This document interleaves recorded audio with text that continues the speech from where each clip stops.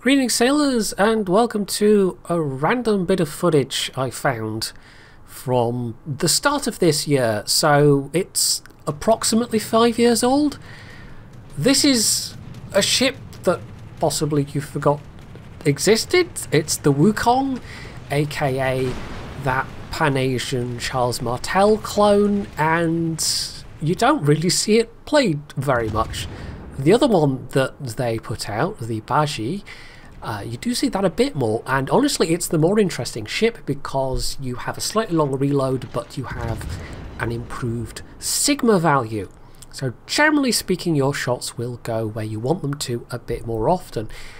This, however, it's very similar to the Charles Martel in almost all regards. In terms of its main battery, it fires fractionally faster, literally 1/10 of a second, so the theoretical DPM is better. The only place where it does substantially differ is in the torpedo armament, because in place of the 9-kilometer regular torpedoes that the CM has, this has instead got 12-kilometer deep water torpedoes, and you will see me use them several times during this particular match. The camo is also obviously a bit different, but this looks like the regular Charles Martel camo because I think I must have had it toggled off for the purposes of playing the ship. It is, and I'll flash it up on the screen, it is a somewhat ornate looking camouflage, but I don't know if it was on purpose or if it was just some quirk of the replay where it was instead showing the Measure 22 camo that you can get on the Charles Martel. So yeah, apart from the camo and the torpedoes, which do actually do a bit more damage, but of course they're deep water torps, so you can't actually torp destroyers with them. The only other significant difference is in consumables. It doesn't get the reload booster, but it does have a torp reload booster. It also can't get a hydro, and it can't mount a catapult fighter. It only gets the catapult spotter. So all in all, yeah, it's Charles Martel. It's not even presenting any particular major differences outside of the torpedoes. And oh, there is one other thing. For some reason, the long-range AA DPS is very fractionally worse than the Charles Martel. It's like single-digit DPS worse for some reason. I really don't have a clue why that would just be randomly very slightly worse, but there it is. So yeah, it doesn't really do anything new or interesting. It is pretty much a copy-paste of an existing ship, not quite to the extent that the Azerlane Impero is, but still it's a bit of a low-effort premium as these things go. It pretty much was just added to add some more premiums into the Pan-Asian tree out of other trees randomly in ways that make no sense. I mean, neither of the ships they picked, this or the Izumo, I mean, neither of them are ships that actually existed, so the idea that somehow, I mean, this, maybe you could see it being, like, if it existed and been built, maybe you could see it being sold to some Asian nation for their navy post-war, perhaps. The Royal Navy certainly sold an awful lot of their ships to other navies, and indeed the one of the last surviving World War II aircraft carriers was up in service up until the was it 2010s with the Indian Navy. So yeah, these things happened, and we already have in the Pan-Asian, the Pan-American tree rather, some ships that from the US Navy that were sold post-war. So it's not theoretically, you know, completely crazy, but phj just makes no kind of sense whatsoever in that regard, even in a hypothetical scenario. It absolutely does not. So these are the absolutely standard French 203 mils that you'll be familiar with if you've played the French heavies. It doesn't do anything, like, there's literally no difference in the shells, in the ballistics. They are exactly the same, apart from that very, very slightly quicker reload. So yeah, I am just roaming around and trying to do fire damage and HE damage to things at range, and the spotter does come in useful, but I think having a speed boost, that's one other thing it does lack. In fact, it doesn't have the main battery reload or the speed boost.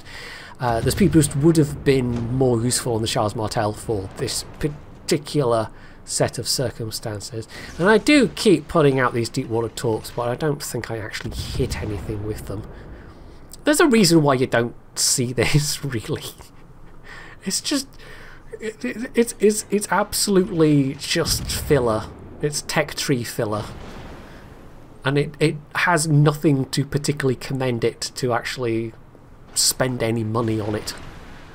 Other than, I guess, it's a bit cheaper than the Bashi as a tier 9 battleship versus a tier 8 cruiser.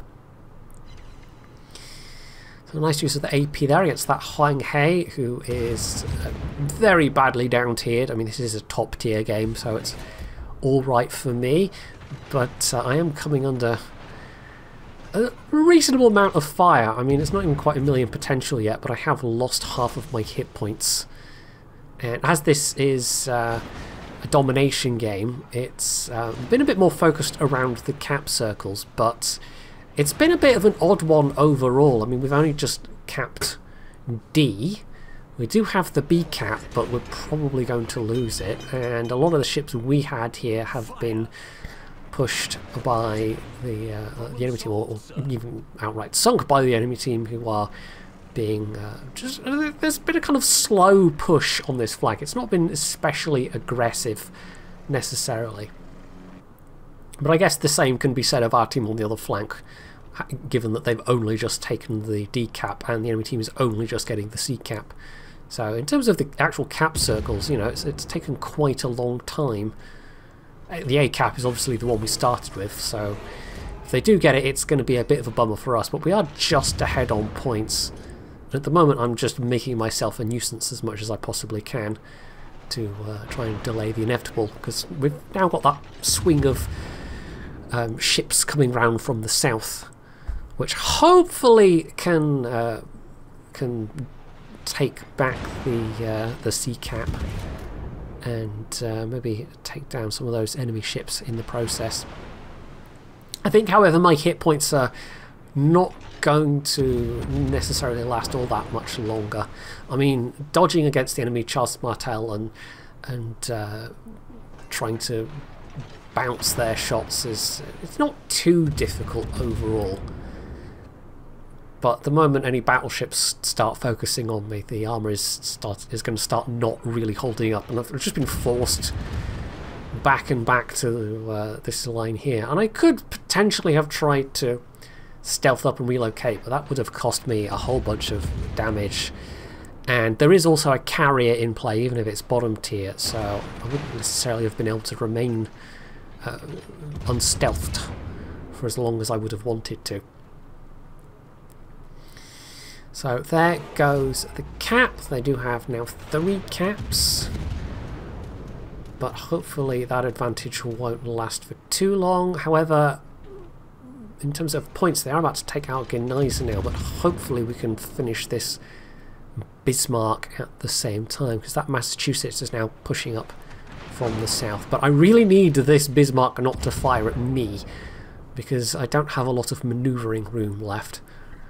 And like I said, this is a scenario where having the speed boost would have been exceptionally useful. The main battery reload boost also would have been pretty useful. Instead, you've got the torpedo reload boost, which, considering you fire single sets of triple torps out of each side, is kind of more or less useless 99% of the time. There might be occasions where, if you're rushing out a battleship, being able to put out 3 more torpedoes on a side would actually come in handy.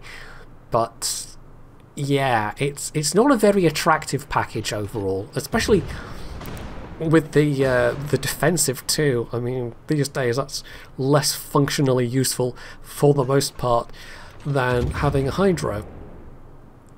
So yeah, it doesn't really win in any particular regard. It's a poor man's Charles Martel that you have to pay money for, which is probably why you don't really ever see it. This one's definitely for the serious whales only, I suppose. I mean, if you manage to get it from a crate or something, then I suppose, sure, fine. And if you really like the Charles Martel and you fancy the idea of one that makes a bit more credits, fine. It's just not quite as capable, even if the theoretical DPM is just that little bit higher. So anyway, the Bismarck finished off that low health Gneisenau, and I'm desperately trying to finish them off as well, but sadly my luck runs out. And although the Ryusho then finishes them off a split second later, yeah, it wasn't quite fast enough. That's a situation where the main battery reload booster would have been incredibly useful, and instead, as I didn't have it, I got sunk. Now I must confess, although we're going to see part of the rest of this battle, I apparently did not stick around for the entire thing, or else there was some kind of weird replay bug, because it's going to cut off before the end. I think I must just have quit back to port. I'm not sure why, because it was shaping up to be very close. We've got the Massachusetts, the Bismarck and Baltimore still left alive alongside our Ryusho, versus the Gneisenau, their Furious, who is rapidly being taken to pieces, and a Nueve de Julio. Now the Gneisenau's just finished off the Baltimore, and the Bismarck is looking perilously low health. They're burning presumably from the Nueve.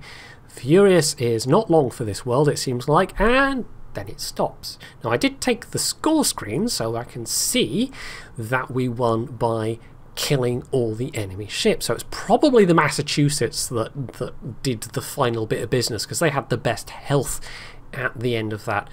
And as we can see, the Bismarck actually lived there as well. So with over 100,000 damage, I did reasonably well, but only third on the team. And it really was those top two placed battleships that clinched the victory and took what was quite a tight closing situation to actually being a win. But the fact it was two tier 8s versus a single tier 7 battleship, I think it was kind of reasonably in our favour at that point. Why I didn't stick around to watch the very end, I absolutely do not know, unless there was some technical reason that I've forgotten about. So, all in all, as a ship I've never really particularly covered before, I can say Wukong, I don't recommend it. There are other premium cruisers at tier 8 that are so much more worth the money. The only reason you would potentially buy this is if you A, really liked that Chinese New Year camo, or if you are an utter whale completionist that must have literally every single ship. Otherwise, as I've said, it pretty much just exists to be a premium on the Pan-Asian tech tree. So that's it for this video, more or less. The only other thing I wanted to kind of note is, as I'm recording this, it is the day before the US election day, and I'm sure all the non-US people watching this are kind of rolling their eyes at me mentioning it, but I know a bunch of my viewers are in the US, and so I guess this is just a reminder to go vote. It seems to be a thing people are doing, is reminding other people to go vote, because I've heard that democracy thing's quite useful and handy and, you know, good when it works, but in order for it to work you actually have to take part, apparently. I don't know, so I've been told. So hopefully that will all go nicely and smoothly and you know, without problems, but in this day and age who knows. As for the video, well, hopefully you enjoyed it, and if you did, you can do all the usual things down underneath it, and of course, as always, stay tuned for more.